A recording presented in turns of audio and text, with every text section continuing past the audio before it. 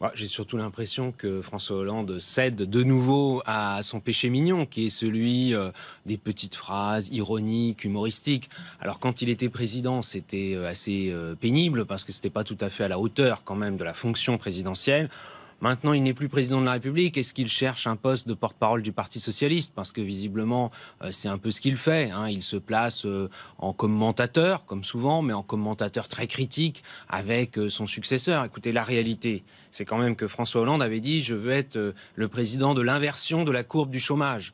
Et sous son mandat, malheureusement, le chômage a régulièrement augmenté jusqu'à la dernière année. Et maintenant, Emmanuel Macron prend, avec la majorité à l'Assemblée nationale, avec le gouvernement, un certain nombre de mesures qui, au contraire, permettent de faire baisser effectivement, le chômage. les premiers chiffres trimestriels ont été rendus hier, ils sont bons, mais je voudrais quand même qu'on s'arrête un instant sur ce qu'il a dit. C'est pas qu'une pirouette de la part de François Hollande. Vous sentez bien quand même que cette étiquette de président des riches, elle lui colle à la peau. Ah, mais je vois bien qu'un certain nombre d'opposants, et donc je pense que François Hollande se met dans la catégorie François des Hollande, opposants. aujourd'hui, c'est votre adversaire?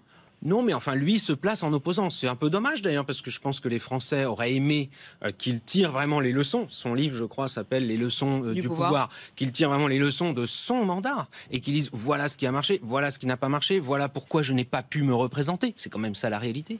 Mais surtout sur le fond, les mesures prises proposées par Emmanuel Macron, par son gouvernement, prises par la majorité à l'Assemblée nationale. C'est pas et le les président députés des riches. assument. C'est pas le président des riches, François. Quand vous baissez la taxe d'habitation de 11 milliards d'euros, eh bien, moi, je le mets en comparaison, oui, disons-le, avec la baisse de l'impôt sur la fortune, puisque c'est ça, hein, la fameuse mesure que tout le monde met en avant quand on veut dire le président des riches. En termes de priorité, on peut se poser la question. 3,5 milliards de baisse au de même l'impôt sur la moment où il y fortune, avait la baisse de l'impôt sur la 11 milliards fortune, sur la taxe il y d'habitation. avait quand même